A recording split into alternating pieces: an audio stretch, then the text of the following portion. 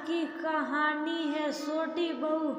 वो तेरे मायके से मिले कान के झुमके मेरी बेटी को दे दे, तू पहनकर क्या करेगी। दोस्तों, कहानी शुरू करने से पहले अगर आपने हमारे चैनल को अभी तक सब्सक्राइब नहीं किया हो तो कर लीजिए, ताकि आपके पास पहुंच सके हर नया वीडियो। माधुरी एक महीने से अपने नए घर के गृह प्रवेश की तैयारियों में व्यस्त थी। अपना घर जिसका सपना उसने न जाने कब से सजो कर रखा हुआ था और आखिर वह दिन आने वाला था, पर क्या सब कुछ उसकी सोच के मुताबिक होने वाला था या फिर कुछ ऐसा होने वाला था जिसकी उसने कल्पना भी नहीं की थी। बेटा महेश, तूने सबको न्योता दे दिया था ना।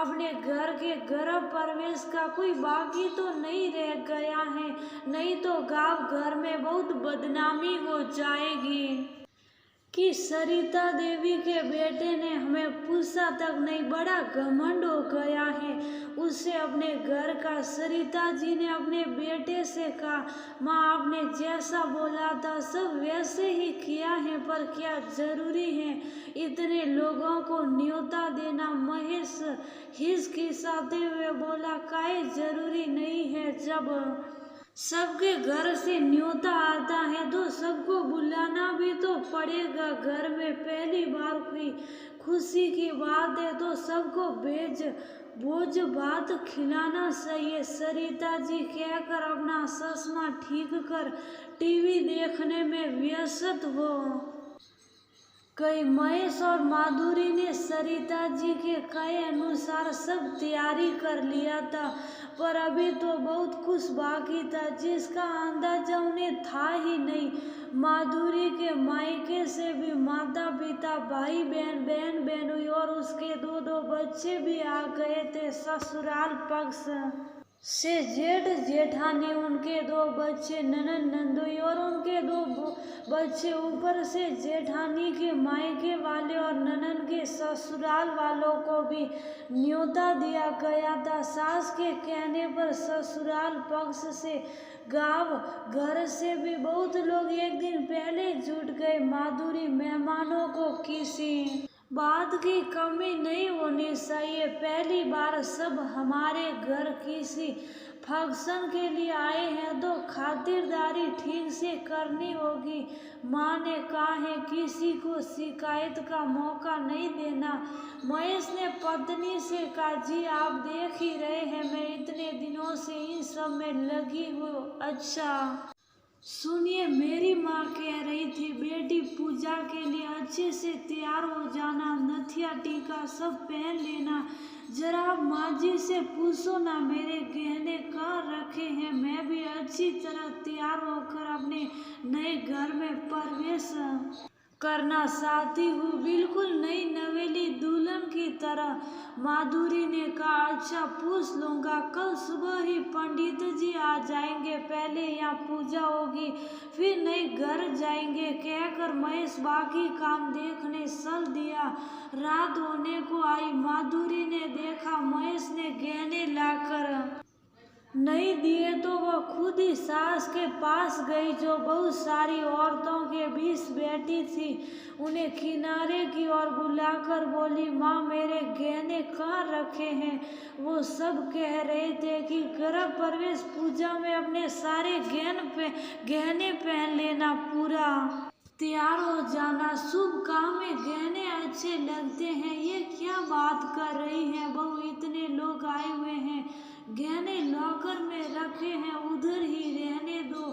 किसी ने इधर उधर कर दिया तो बेकार मुसीबत हो जाएगी। सास माधुरी जी को कहकर फिर मंडली के साथ गप्पों में लग गई।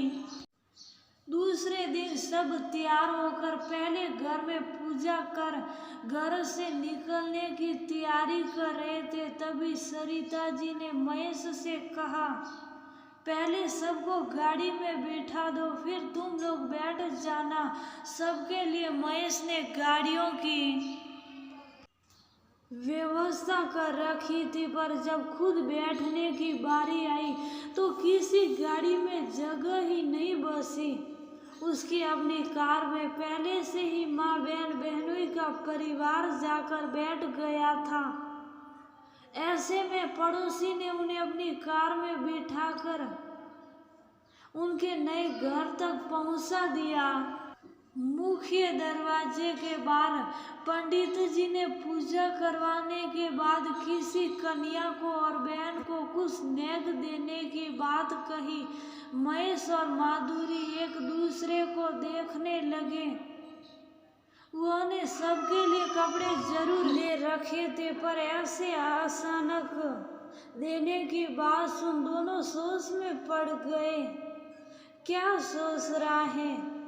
एक तेरी भतीजी को और तेरी बहन के हाथ में कुछ रख, तभी तो प्रवेश कर सकता है।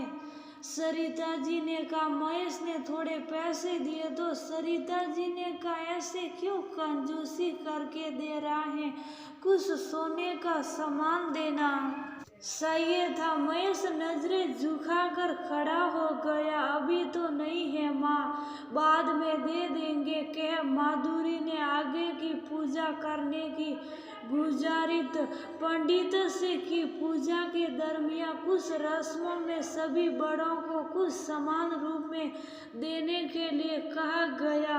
माधुरी और महेश ने अपनी क्षमतानुसार सबका सम्मान किया। पंडित जी ने भी बहुत जगह पूजा के दौरान यहाँ वहाँ पैसे चढ़ाने की बात कहकर बहुत पैसे निकलवा लिए। खैर, किसी तरह पूजा खत्म होने के बाद खाने की व्यवस्था की गई थी, वो भी सफल होने के बाद लोगों के बीच घर की चर्चा होना लाजिमी था। जितनी महेश और माधुरी की हैसियत थी, उन्होंने अपने अनुसार सब अच्छा ही किया था, पर कमियां निकालने वाले उसमें भी बाज नहीं आ रहे थे। दूसरे दिन जब महेश की बहन जाने लगी, सरिता जी ने महेश और माधुरी को अपने कमरे में बुलाया। तुमने कहा था ना बहन को सोने का कुछ देखो, अब जाने वाली है तो दे दो, फिर कब दोगे? माँ, गर्भ प्रवेश में इतने लोगों को न्योता दिया, सबको कपड़े और सब इंतजाम में, अब मेरा हाथ खाली हो गया है। दोस्तों, आगे की कहानी जानने के लिए दूसरा भाग पढ़िए।